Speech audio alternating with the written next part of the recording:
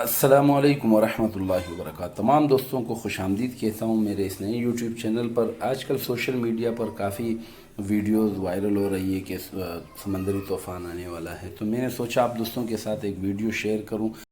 آپ دوستوں کے ذہنوں میں جو بھی سوال موجود ہوگا سمندری طوفان کے حوالے سے وہ بآسانی حل ہو جائے گا. ابھی آپ کو لے چلتا ہوں ویڈیو کی طرف. سب سے پہلے آپ کو کوئی بھی براؤزر کھولنا پڑے گا اور براؤزر کے سرچ بار میں آپ کو zoom.earth/storms یہ لکھنا پڑے گا. یہ سرچ کرنے کے بعد آپ کو ایک اس طریقے کا میپ نظر آئے گا. اس میپ کو جب آپ زوم آؤٹ کرو گے تو ایک کمپلیٹ ورلڈ کا ایک میپ ہے. اس میں آپ کو تمام ممالک نظر آ جائیں گے. پھر آپ اس کو سرچ کرو، جہاں پر بھی اسٹروم یہ طوفانی ہوائیں یا طوفان کا اثرات ہوں گے تو یہ آپ کو دکھائے گا. جس طریقے سے میں سرچ کر رہا ہوں تمام کنٹریز آ چکی ہے، لیکن کہیں پر بھی مجھے طوفان کا وہ نہیں لگ رہا. یہ آپ پاکستان اور انڈیا کے قریب دیکھ رہے ہیں، یہاں پر ایک سرکل بنا ہوا ہے جو طوفانی اثرات ہیں.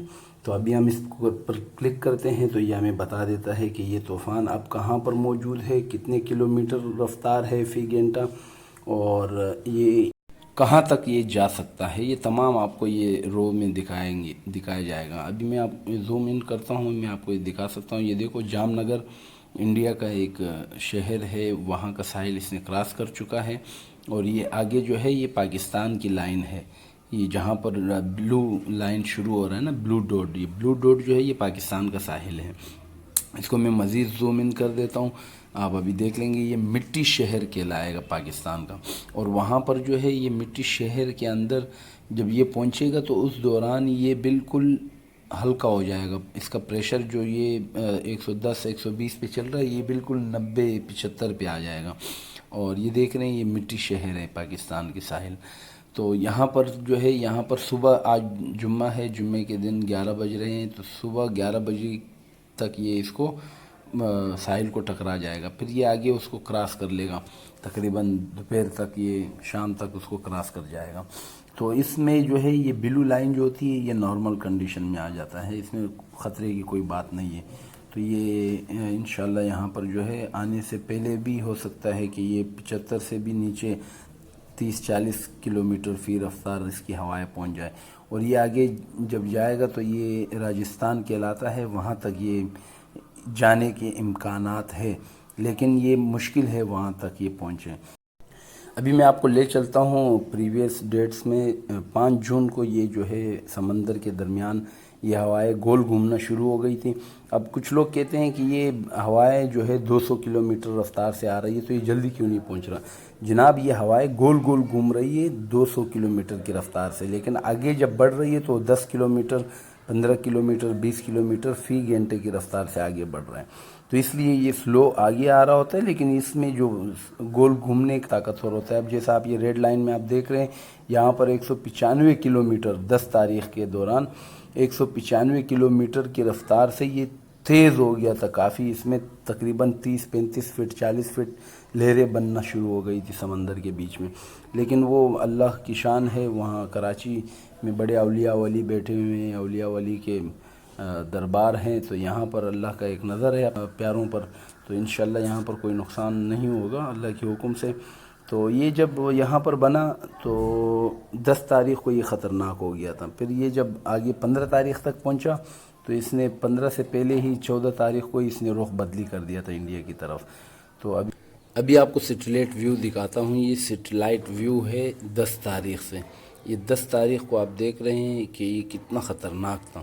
اور یہ پھر 11 تاریخ سے 12 تاریخ میں پھر یہ چلا گیا. پھر یہ آرام سے جب 12 سے 13 تاریخ میں یہ گیا تو پھر اس کا جو ہے وہ پاور ٹوٹ گیا، کمزور ہو گیا. 13-14 کو پھر یہ بال نارمل تقریباً 150 کی رفتار پہ آ گیا 200 سے.